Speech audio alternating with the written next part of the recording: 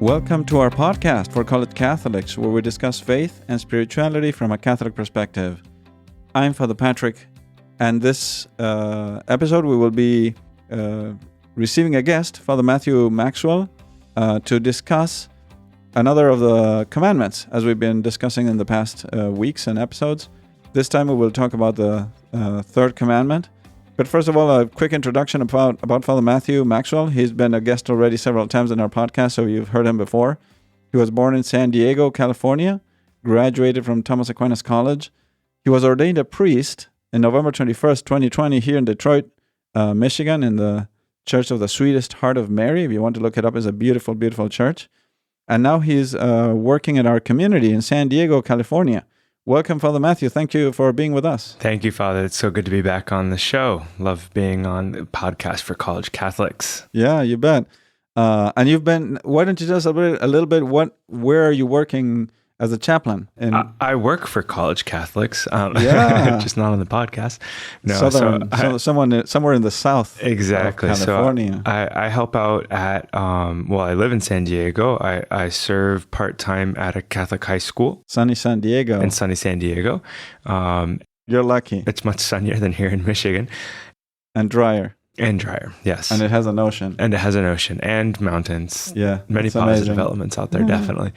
And I also work part-time or part of the week in Los Angeles. Nice. So it's sunny, but it's not as nice. There's a lot more concrete up there and a lot of big buildings. And there's a cloud of smog. Exactly. I work up there at the University of Southern California, USC. Nice. The Trojans, in the Catholic, right? The Trojans, yes, fight on. In the Catholic Center as spiritual director and helping with Catholic formation for the students. So, have you been invited ever to any of the team sports, like football or any other thing that is like signature? Not yet. I've been on campus. I've passed some of the star players there on campus, nice. but haven't. My days up there are during the week, and we're usually preaching retreats on the weekend. Impossible to go to a football it's game. Impossible to get up to those football games on Saturday. Wow. So, but would love to make it sometime. They seem really enjoyable. You bet. Well, why don't we dive into the first the commandments that we're talking about? This third commandment, according to the traditional catechetical wording, is very simple. Remember to keep holy the day of the Lord. So that comes from the Old Testament Sabbath, right? The Sabbath day. Why don't you tell us a little bit what that looked like in the Old Testament? Sure. Or what was the purpose of the Old Testament Sabbath? Sure. Well, going back to the very beginning of Revelation, there was a recognition because of what Genesis shows us that God rested on the seventh day, and so from the very beginning, that was recognized as an important day, obviously. And actually, the word Sabbath, Shabbat in Hebrew, means to rest, and so that was something that was taken seriously. But yeah, actually, we were reading as we were preparing a little bit for this episode how the commandment in the book of Exodus mentioned that if one were to work in the Sabbath, he was supposed to be put to death. Yeah. So it's not like today. Like, hey, we should re-implement that in the Catholic Church. Those who work on Sunday, we have back in the day, it was a bit more serious. I remember reading some stuff about in the Middle Ages too in England. Like if you trampled on one of the bushes outside of the king's palace, that was also liable to death. So wow, yeah, things were taken a bit more seriously. Incredible. Order, hierarchy, right? All those things were much more respected. But definitely the notion of the Shabbat or the rest grew with the successive parts of Revelation in the Old Testament.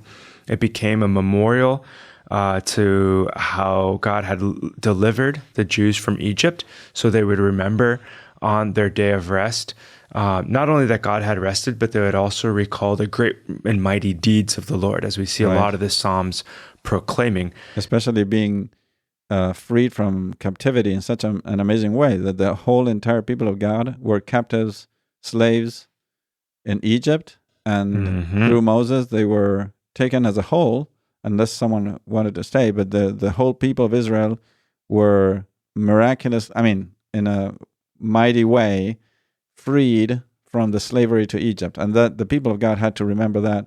And that's why also that was part of the Sabbath rest. Yes, exactly. And so it slowly even started taking we could say maybe a liturgical form, Right. being a way of worshiping God, of honoring God. And that was really deepened as the Sabbath became a part of the Mosaic law. So God in chapter 31 of Exodus actually has a few verses where he talks about when he's giving the law to Moses, some of the laws with regard to the Sabbath. And I think it gives us good insight into how he was seeing it, and becomes. I'll read two of these verses in particular, but what you're going to see is that it becomes a sign of the covenant that God was forging with his people. And so that takes even a deeper root and even more intimately tied to the liturgical aspect of honoring and worshiping God on that day. In chapter 31 of Exodus, verse 13, verse 12 says, "The Lord said to Moses," and verse 13, "You must also tell the Israelites, keep my Sabbaths, for that is to be the sign between you and me throughout the generations, to show that it is I, the Lord, who make you holy." And a little bit later, a few verses later, in verse 16, we see, "So shall the Israelites observe the Sabbath, keeping it throughout their generations as an everlasting covenant." And so it becomes intimately tied to this incredible work of God, where he's uniting himself through a covenant. He's making a promise to his people, and the Sabbath becomes a big part of that. It's the day now that they're supposed to rest. It's also the day in which they're supposed to be honoring and worshiping specifically the God who, let's say, stooped, if you will, to enter into a covenant with them. So to summarize, in the Old Testament, it was a symbol or important. It had an importance because it was a reminder of three things. One, how it recalled creation. The Lord created in 6 days and rested in the seventh day. It recalled also a memorial. It was a memorial of Israel's liberation from the bondage or slavery into Egypt, which we read in the book of Exodus, and also a sign of the irrevocable covenant between God and the people, by which God would be their God and the people would be the people of God. Right, exactly. For all posterity. Exactly, yep. And something that's beautiful to think about is that our Lord himself, right, coming from that context, coming forth from the Jewish people being right. Jewish, would have honored, reverenced, kept the Sabbath day. Yes, in Joseph and the Virgin Mary and the apostles, all of them. Yes, of course. And how do we transition from the Sabbath day to the Sunday, the Lord's Day? Sure. I think the first thing to properly understand that transition is the attitude that the Lord does take towards the Sabbath. He honors it and respects it, but at the same time, he sort of puts it in its place, showing that the Jews had started adding, let's say, some human rules, norms, some human significance to the Sabbath that they were stuck to, if you will. So and they were exceeding the regulations given by God. Mm-hmm, exactly. And so you do see our Lord's trying to break from them in that conception of the day. And so he has the phrase, for example, the Sabbath is made for man and not man for the Sabbath. And all his attitude towards it is not one of, and in any way of disrespect, but of putting it in its right place so that it can remain not just a simply human tradition, but an actual day given by God to remember the covenant, to honor, and to worship. Right, and it's something that can also happen today to us with even the good Catholic rules or laws, or even the commandments, right? That we can fall in an extrinsic fulfillment, concerned about rules and regulations up to where I can walk, if I can do this, if I can do that, if I shouldn't do this, I shouldn't do that, and forget that the goal of all these laws and even the Sabbath day is to honor God and for the glory of God and the salvation of man and the well-being of man. So we cannot be harming man or offending God by trying to fulfill the letter of the law. Right, exactly. The spirit of the law is the good of man, the salvation of man, the dignity of man, and the glory of God. Right, exactly. And in that sense, as Christianity starts developing, they didn't in any way feel themselves tied to that given day, let's say. Right. And so the natural consequence was that they were starting to see the fulfillment of all of those reasons for celebrating the Sabbath, and that was pointing to a celebration on Sunday. And why Sunday? Well, Sunday, that's a great question. On Sunday, so what do we have? Well, we mentioned that creation and the rest on the seventh day was a big reason and sort of a starting reason for honoring and reverencing that day. And what Christians started to see was that there was a new creation taking place by and through Jesus Christ, and that new creation was symbolized by what was then called the eighth day, right? And that would, of course, be Sunday. But it went even further than that, and we have that aspect of freedom or liberation from Egypt, and that aspect of the covenant that was struck up between God and the people being fulfilled, obviously, through the death and resurrection of Jesus Christ. And that, again, points, because that was fulfilled, to Sunday. And so the meaning, the significance, the import of that holy day starts being shifted, the weight starts being shifted now to Sunday. Right. And what is important also is to understand that this is not an invention of the church under Constantine, as some people say to attack the church, right? Or some, misguided. They claim that the church in later centuries started to think about the Sunday as the day of the Lord. No, because already from apostolic times, the apostles already had taught to start celebrating the resurrection of Christ, and the day of resurrection of Christ as the day of the Lord, as a new Sabbath, we could say. And this is why we have Saint Justin Martyr, who was born around the year 100 and died around the year as a martyr, around the year 165. He writes in his Apologia, he says, "We gather on the day of the sun," Sunday, right? "For it is the first day after the Jewish Sabbath, but also the first day when God, separating matter from darkness, made the world. And on this same day, Jesus Christ, our Savior, rose from the dead," right? So there we see already at the end of the first century, beginning of the second century, it was already an established practice that Christians would celebrate the mysteries, which is the Holy Eucharist, the Mass, on Sunday and gather to pray to honor the day of the resurrection of the Lord, the day of the recreation of the world, and also the eighth day when God and man should rest. Mm-hmm, mm-hmm. And in that sense, what the church, what the Catechism is doing here, and what the church is doing, is showing that there's no problem in shifting, right? Mm-hmm. Even though maybe the wording of the original commandment mentioned the Sabbath, that there really is no problem in this shift because it's still respecting precisely what the commandment was trying to get at. Perhaps we could say that it's in a certain sense similar to with the sixth commandment that says, "Thou shalt not commit adultery," that the church has seen it okay to say, yeah, well, that's extended to mean do not commit impure actions in general, not right. just one. And it's not changing the commandment, but it's bringing it its fullness. Right, right. So that the Sunday, in that sense, as the Catechism says, fulfills the spiritual truth of the Jewish Sabbath and announces man's eternal rest in God. Right? So that's very clear that if the Sabbath continues to be important, but its fulfillment is more important.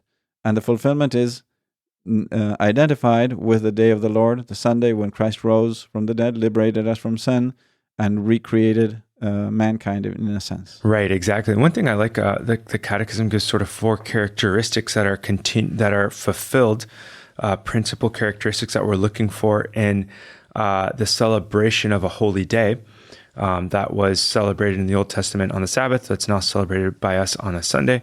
But that there's sort of an impulse inscribed within human nature, within the human heart, to render God worship in an outward, in a visible, in a public, and in a regular way. 4 characteristics that were seen in the Old Testament and that are now perfectly fulfilled through Christian worship on Sundays. Could you repeat those? Yeah, sure. So, is it in what number in the Catechism? So we're going to see this in paragraph 2176, 2176. And so we're going to see that it says, that it's on in the human heart to render to God an outward, a visible, a public, and a regular worship. And this is really interesting because maybe sometimes people think, and especially it seems like what I've noticed, I don't know if you would say the same thing, but like post-COVID, there seems to be a misconception here. Mm-hmm. So at times people thinking now, with like TV masses regularly available on Sundays. It's regular. Right, it's regular. It's only one of them. But it's only one of them. It's not public. Right. The Mass is public, but my participation is not public. It's actually quite private. Why don't we, just to clarify that of the Mass via TV or via internet, first of all, sometimes there's a delay. So some people watch it later or whenever they want it later, right? But also, it's not the same thing. It's quite good, right, to participate, or not to participate, to watch the Mass on a TV and to listen to the talks or listen to the readings and listen to the homily, but you're not really receiving the graces in the same way than if you were present there, right? Right, exactly. And that's a key difference, and that's why we want to encourage people to participate in the Mass in person. Yes, exactly. You could take it as a form of prayer, and I know it actually helps a lot of people. There are maybe someone who is sick and really can't go to Mass, someone who's bedridden, and they watch it, and it's a way of participating. It's a way of praying. But for the person who can get up and go to Mass, they're really not doing the fullness of what they ought to be doing on these holy days. Right. It reminds me about the martyrdom of Saint Edmund Campion. Mm-hmm. He was executed in Tyburn, in England, London, and he was, I think, finally beheaded. And as he was martyred, some of the blood splashed on one of the people that were looking, and that person soon after converted and embraced a life. He became a priest. And also, he became a martyr later. Wow! Right, so it's incredible. If he had been watching it through TV, right, he would not have been splashed with the blood of the martyr. Sure. And in a similar way, we participating in person at the Mass, that is the sacrifice of Christ on the cross, we are spiritually splashed with that blood of Christ that comes through grace, and so there's a huge difference. Being there, receiving the Eucharist physically, mm-hmm. the transubstantiated body and blood of Christ, than to be watching with a little delay through the internet cables. Exactly. Yep. You receive the Eucharist. You don't receive the Eucharist when you're just watching it through at home on TV, and you're also these other characteristics that the Catechism mentions. You're also fulfilling those, which is sort of a desire that we have in a way of truly, fully living out our faith, is that you're worshiping God in a visible, in a public way, which you're not doing when you're at home. So that brings us perhaps to the topic of this idea of the Sunday Mass, right, as the principal celebration that we have as Catholics, and that there are certain days which are to be observed as with an obligation. Right. So first of all, Sunday, we're obliged to attend Sunday Mass under the pain of sin, mortal sin, right? So if we can go to Mass on a Sunday and we choose not to go out of whatever, some laziness or maybe a preference of saying, no, some family members are coming, my family is visiting, and I want to prepare dinner for them, so therefore I can't go to Mass, it's too busy of a day. But we could have attended Mass. We commit a mortal sin, right? And we're separated through mortal sin from the grace of God and from the friendship with God. Yes, exactly. And there I think you see just how seriously the Church understands this beautiful celebration and worship of God through the Mass on Sunday. And how important it is to the soul, because it's not that, yes, we do offend God, but God is not diminished in his dignity by us not attending Mass. The ones who harm themselves are those who don't attend Mass. So the Church wants to encourage us, and because of the importance of the day, it becomes a mortal sin. Exactly. Yeah.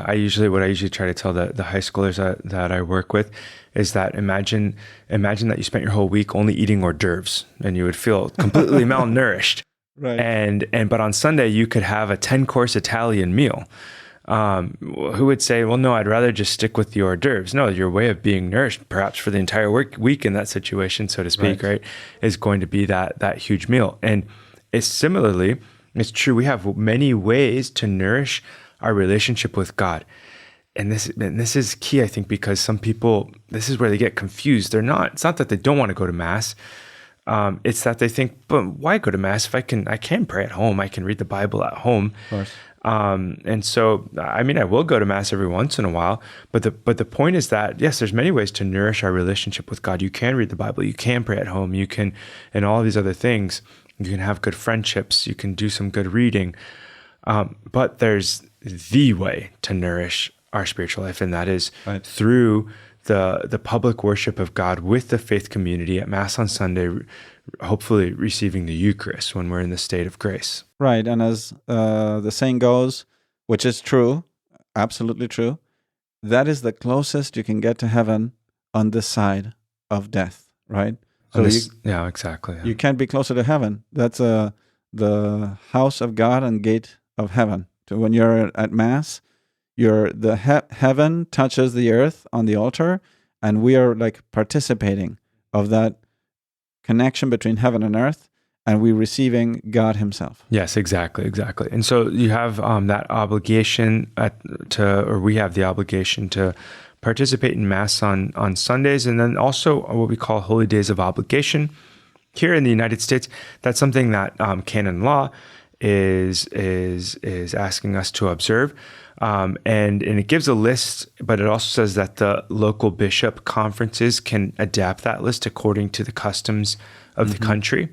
And so, what I'll read off briefly for everyone is just what the bishops of the United States have promulgated as days of obligation here in the United States. That would be January 1st, the Solemnity of Mary, Mother of God; August 15th, the Solemnity of the Assumption of the Blessed Virgin Mary; November 1st, the Solemnity of All Saints; December 8th, the Solemnity of the Immaculate Conception; and of course, December 25th, goes without saying, that's Christmas, the Nativity of our Lord Jesus Christ.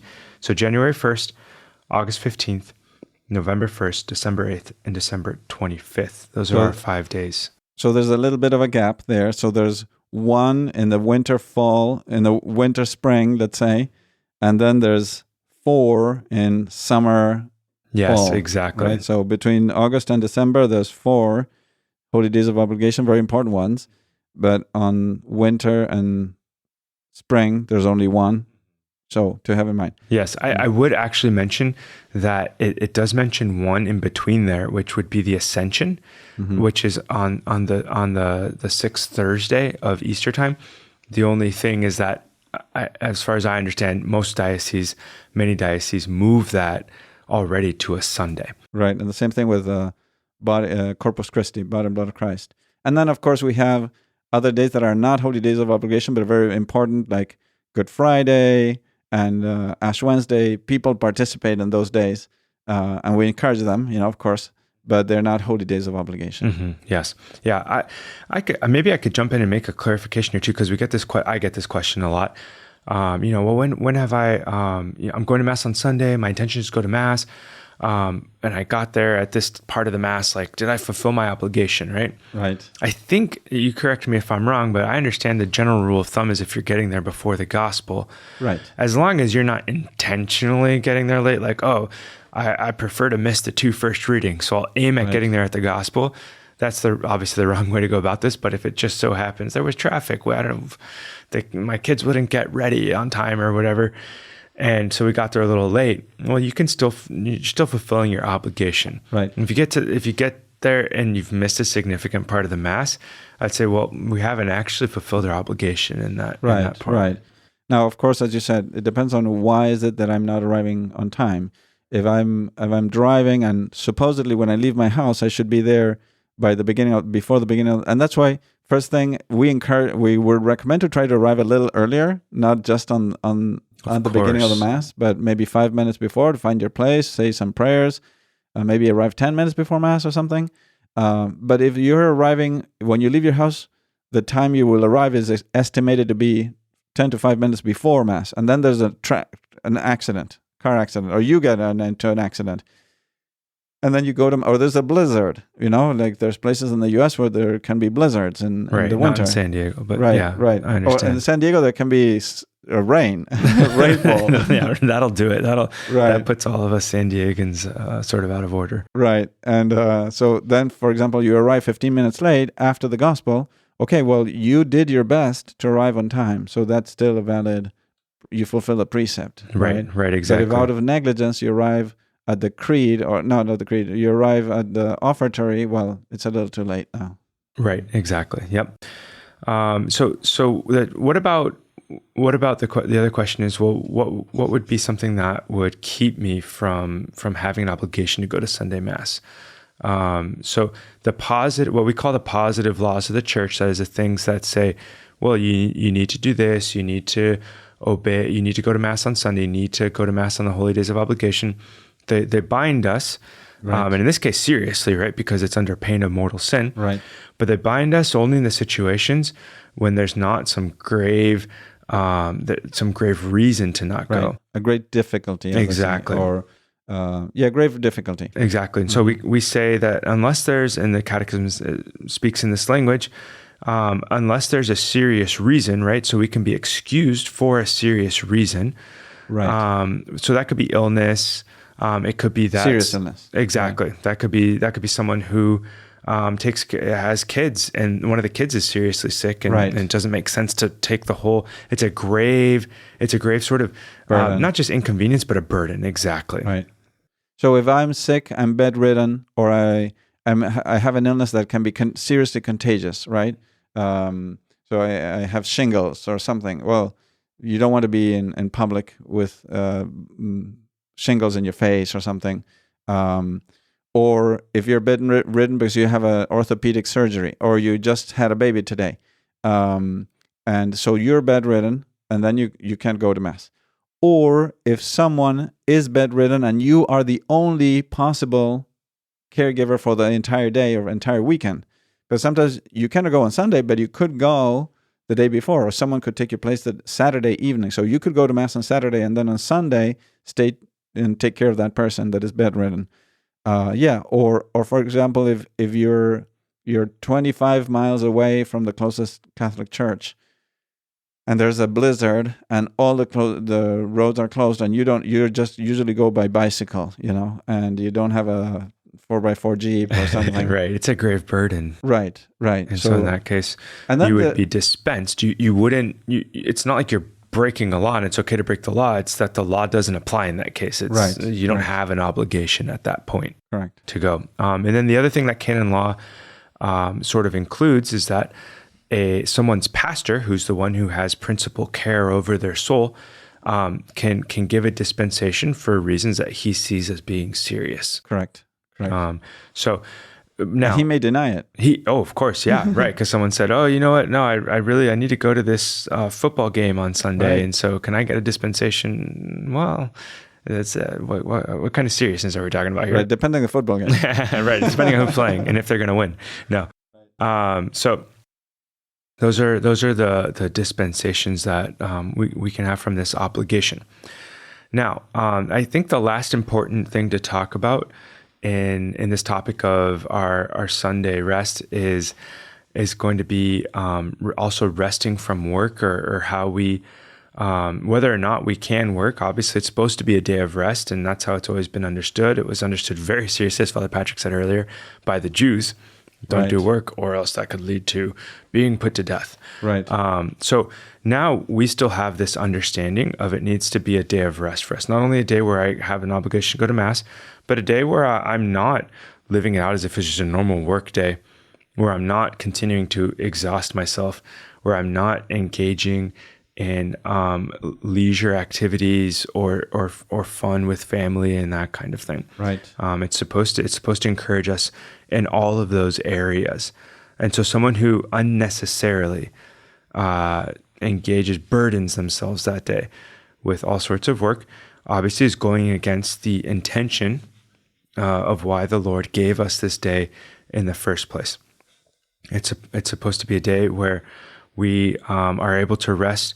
The Catechism says our minds and our bodies, and we're able to give God the worship that is due. So anything that hinders us from doing that would also go against this commandment. Right. Depending on what's going on, it's not like it necessarily goes against it in a serious way, being a mortal sin. That's not always the case, but it still would go against the commandment. Right. So just to summarize a little bit, the commandment encourages us to certain things. For example, we have to attend Mass, and that's a serious obligation to the point that if we miss Mass voluntarily and we could have attended Mass, we commit a mortal sin. It encourages us to rest, but not to the point that if we don't rest for some reason, it becomes a mortal sin. But it goes definitely against the spirit of the day. It also encourages us to spend time with our family, right? So if I rest and I go to another place and sleep all day and I'm never with my wife and my children, well, that was not the idea of the rest. And also to sanctify the day through prayer, right? But again, it doesn't mean that if I didn't pray the rosary that day, it becomes a mortal sin. But we're encouraged, and that's where the positive commandments come, right? Or the positive precepts. They encourage you to do things. It doesn't mean that not doing it is necessarily and always a mortal sin. So to attend Mass, to rest, to have some time to rest physically from work, to spend time with your family, and also to spend time in prayer or leisurely spiritual reading, or to spend time with the Lord. Yes. Yeah, exactly. And that's going to be the way that that we fully take advantage of what the Lord is commanding us in the Third Commandment. It is interesting. I think it's very interesting how the Catechism is very mother, like the church is very motherly through this text of the Catechism, showing that, okay, well, there are cultural situations, there's ways certain societies are set up that almost force work on Sunday on us at times, and it's very understanding in those situations. So it encourages leaders, it encourages employers to respect this commandment, but also knows that, okay, well, if not everyone is Catholic, and so if a Catholic is put in a situation where it's not respected by the current government or by the current civil authority or by an employer, obviously we need to go to Mass and they need to respect that. But in terms of the leisure, if the only work that I have is at a restaurant and I'm given, and I need to have that work, and I'm given a slot or a time on Sunday to work, well, the church is very understanding in that situation. Right, and that's very good. What the Catechism says in number 2195: every Christian should avoid making unnecessary demands on others that would hinder them from observing the Lord's Day and resting that day, right? So in that sense, kudos to some Catholic high schools, like the one Cathedral Catholic High School in San Diego, that the principal, I remember when I was there, he made the decision of not taking sports commitments on Sundays. So the sports teams were sometimes traveling on a Sunday. So then obviously all the sports team, all the members of the athletes were obliged to be in that trip, road trip, and probably not go to Mass. Right. And be actually working, quote unquote, in a sense, right? Of course you enjoy it, but you're also working. Right. The chaperones are working, the athletic directors are working on a Sunday. So then why are we doing this if we're a Catholic school? So the principal decided we're going to stop doing that. And that's one of the resolutions for the new year, blah, blah, blah. So it was really good. And then also kudos to Chick-fil-A. Yeah, there you go. Buy chicken at Chick-fil-A, but not on a Sunday. Not on a Sunday. Yep, exactly. So hopefully this helps, cause some reflection, not only in understanding what our obligation is and why we have these obligations, but then also how we can go toward a greater fulfillment of what God has intended through the Third Commandment, of giving Him the time that's due, of giving ourselves the time that we need, so that we can spend our week in the fullest way in honoring, reverencing, and doing all for His glory. Yeah, very good. Well, thank you very much, Father Matthew, for joining us and for explaining all this commandment to us. Of course. Pleasure to be here, Father. Thanks for having me on. Well, and thank you very much, everyone, for joining us today. Please follow us in Apple Podcasts or Spotify or on YouTube. And if you can, share this episode with your family and friends. We hope to see you next time, and may God bless your day.